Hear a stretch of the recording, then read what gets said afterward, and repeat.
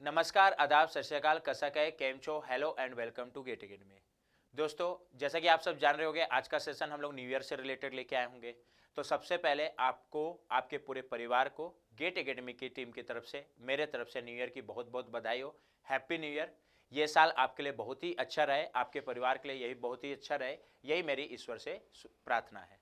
ठीक है, तो आज का सेशन स्टार्ट करते हैं। आज का सेशन में हम लोग कुछ ऐसा एकदम बहुत ज़्यादा टेक्निकल बात करने वाले नहीं है, एकदम जनरल बात करेंगे, एकदम सिंपल शॉर्ट मैनर में जनरल बात करेंगे। ठीक है ना। बहुत ज़्यादा लॉजिकल नहीं होना आज के सेशन में, उसके कॉन्सेप्ट को समझना है, भावनाओं को समझना है आज के सेशन का। तो आज का सेशन का मैं टॉपिक भी ऐसे दिया हूँ, new beginning, this new year is new beginning with lot of opportunity. इसका मतलब क्या है? पहले तो नया बिगनिंग या न्यू बिगनिंग बोलने से मेरा मतलब क्या है, मैं एक दो छोटे छोटे एकदम स्टोरी शेयर करूंगा जो मैं यूट्यूब में ही या इधर उधर से देखा हूं, जो मेरे को अच्छी लगती है। जैसे अगर मैं सिंपल पूछूं, ये स्टोरी भी तुम लोग देखे होगे।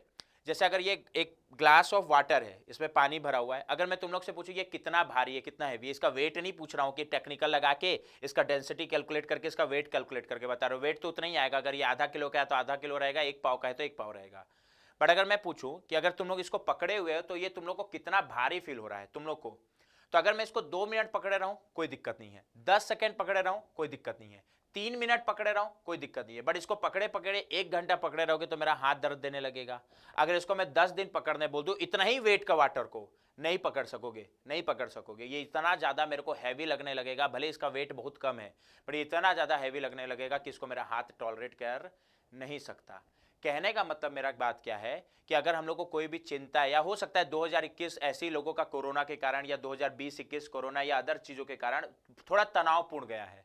ठीक है, तो अगर उस स्ट्रेसेस को तुम लोग अभी भी पकड़ के रखे होगे, स्ट्रेसेस अगर मेरे को कोई स्ट्रेस है या कोई चिंता थोड़ी देर के लिए आ रहा है कोई दिक्कत नहीं है, बट अगर उसको मैं लंबे समय के लिए पकड़ के रखूंगा तो वो मेरे शरीर के लिए, मेरे कैरियर के लिए, मेरे हेल्थ के लिए कभी भी सही नहीं हो सकता। अगर इस ग्लास ऑफ वाटर को तुम लोग साल भर पकड़े रहोगे तो ये हाथ के हेल्थ के लिए ठीक नहीं है। तो न्यू बिगिनिंग से मेरा मतलब क्या है, जो भी तुम लोग की चिंता है, जो भी तनाव है, उसको छोड़ो। हाँ, पुराने चीजों से जो भी सीखे वो हम लोग को सीखना है, लेकिन जो भी तनाव वाली चीजें या जो भी ऐसी चीजें थी जिसे मुझे लॉन्ग टर्म में लेके नहीं चलना चाहिए, जो मेरे शरीर या हेल्थ के लिए चीज नहीं है, उसको हम लोग को छोड़ देना। कहते हैं ना, पुराने चीजों पे मट्टी पाओ। तो बस मैं वरना कहने का मतलब न्यू बिगनिंग से यही है कि जो चीजें तुम लोग के लिए तनावपूर्ण थी, जो चीजें आगे तुम लोग को कैरी नहीं करना चाहिए, उसको तुम लोग इस न्यू ईयर में छोड़ सकते हो। पहला मैसेज तो मेरा ये था। दूसरा, विथ लॉट ऑफ अपॉर्चुनिटी कहने का मतलब क्या है? अब खासकर पेंडेमिक में, या कई बार कई कुछ पीएसयू प्राइवेटाइज हो रहे हैं, कुछ पीएसयू का एग्जाम अलग से हो रहा है। अगर मैं एक बार इंजीनियरिंग पॉइंट ऑफ व्यू से बात करूं, खासकर ठीक है जॉब के हिसाब से बात करूं, तो लोगों को लगता है कि अपॉर्चुनिटी मैकेनिकल इंजीनियरिंग में या सिविल इंजीनियरिंग में धीरे धीरे कम होते जा रही है। मेरे हिसाब से ऐसा नहीं है, थोड़ा बहुत तो ऊपर नीचे हर चीज में होगा, बट हम लोग कई बार अपॉर्चुनिटी को देख भी नहीं पाते हैं। उसके लिए भी एक छोटा सा जैसे स्टोरी है। एक बार क्या हुआ, एक पेट्रोल पंप में एक, ये भी स्टोरी तुम लोग कहीं ना कहीं देखे होंगे। ठीक है, मैं कहीं स्टोरी राइटर तो नहीं कि नया बना के तुम लोग को बताऊंगा, बट जो चीज मेरे को अच्छी लगती है, जो लगता है कि तुम लोग को सुनने लायक है, वही मैं बता रहा हूँ। ठीक है, तो एक बार एक पेट्रोल पंप में एक ऑडी गाड़ी लेके, वो भी लाल कलर की ऑडी, लाल कलर की ऑडी ज्यादा फेमस है, मैं सुना हूं इसलिए वही बोल रहा हूँ। वो लाल कलर की ऑडी लेके एक आदमी पेट्रोल डलवाने आता है। तो जो पेट्रोल भरने वाला है वो गाड़ी को देखते रहता है, उसका मतलब आंखें वो हो जाती है। ठीक है, तो वो पेट्रोल तो भरता ही है, बट वो गाड़ी को बहुत ज्यादा तरीके से वो नहीं होता है कि एकदम गाड़ी पे एकदम आकर्षित हो रहा है, तो वो आकर्षित होने लगता है। तो पेट्रोल पंप का जो मालिक है, सॉरी जो गाड़ी का मालिक, वो पूछता है क्या हो गया। तो बोला सर मेरे को ये गाड़ी, मेरी ये ड्रीम कार है, मैं भी अगर इतना कमाऊंगा या इतना आगे बढ़ूंगा। वो खैर पढ़ा लिखा रहता है जो पेट्रोल पंप में पेट्रोल भरता है उसको, बट नौकरी वहीं कर रहा है वो अलग बात है। ठीक है, तो मैं भी ऐसी कार खरीदना चाहता हूँ। तो जो बिजनेसमैन रहता है उसको मतलब वो लगता है कि ये आदमी थोड़ा काम का हो सकता है। तो वो गाड़ी का जो मालिक रहता है वो बोलता है कि ये मेरा कार्ड है, तुम कल मेरे से मिलो, मैं तुमको एक अच्छी जॉब ऑफर करूंगा या जो भी चीजें ऑफर करूंगा, अगर मेरे को तुम लोग सही लगे, तुम सही लगे। ठीक है, तो देखते हैं, और अगर तुम अच्छा काम करोगे तो हो सकता है कि तुम ऐसे 10 गाड़ियां खरीद सको। ठीक है, तो वो अपना कार्ड देके चले जाता है। बट उसके बाद वो पेट्रोल भरने वाला सोचता है कि ये मेरे को ये कार्ड तो दे दिया, कहीं मेरे को ये कोई चीज़ में फंसाना तो नहीं चाहता या कुछ करना तो नहीं चाहता है।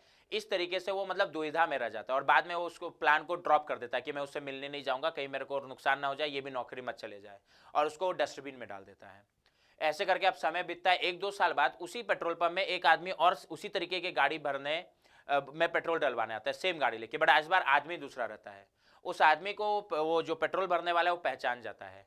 एक्चुअल में वो जो दूसरा आदमी रहता है वो भी उसी पेट्रोल पंप में काम करता है, वो उस कार्ड को देख लेता है और वो उसे गाड़ी के मालिक से, जो पुराने गाड़ी का मालिक है, उससे मिलने चल जाता है। उसको एक अच्छी जॉब मिल जाती है, वो जॉब में अच्छे से काम करता है और काम करते करते वो भी अच्छा पैसा कमा लेता है।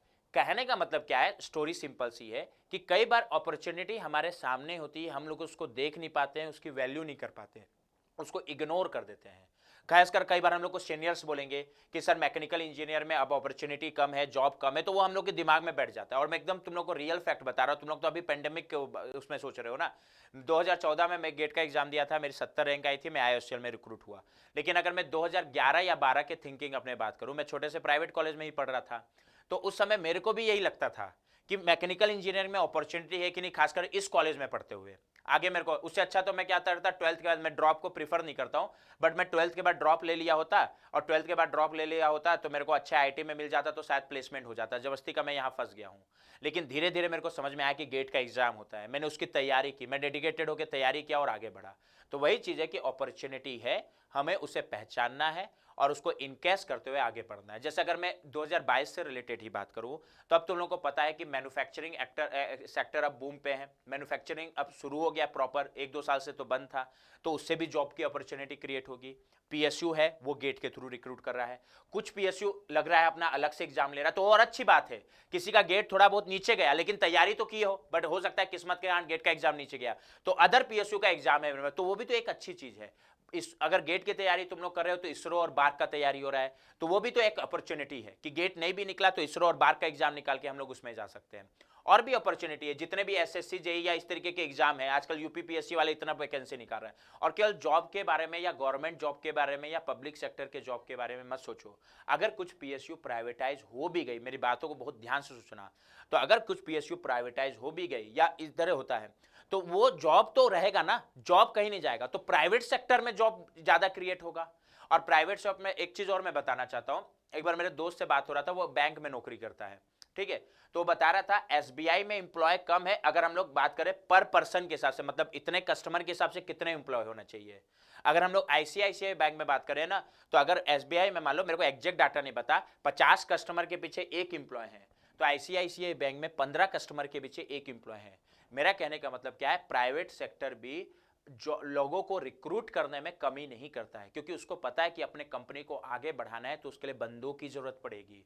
तो अगर मेरा कुछ पीएसयू प्राइवेटाइज हो रहा है, कुछ पीएसयू प्राइवेटाइज हो रहा है, तो भी मेरे को प्राइवेट सेक्टर में भी अपॉर्चुनिटी बढ़ेगी। और प्राइवेट सेक्टर में अपॉर्चुनिटी का सीधा प्रभाव किस पे पड़ेगा, एमटेक पे। तुम लोग जहां से भी आईटी, अच्छे आईटी से अगर एमटेक कर रहे हो, तो एमटेक करने के बाद तुम लोग की अच्छी जगह प्राइवेट सेक्टर में भी प्लेसमेंट हो जाएगा। 2014 में मेरे समय हो जाता था, तो अभी मेरे को लगता है कि अभी प्राइवेट सेक्टर में धीरे धीरे करके अपॉर्चुनिटी ज़्यादा बढ़ेगी। बस उस अपॉर्चुनिटी को हम लोग को देखने की ज़रूरत है।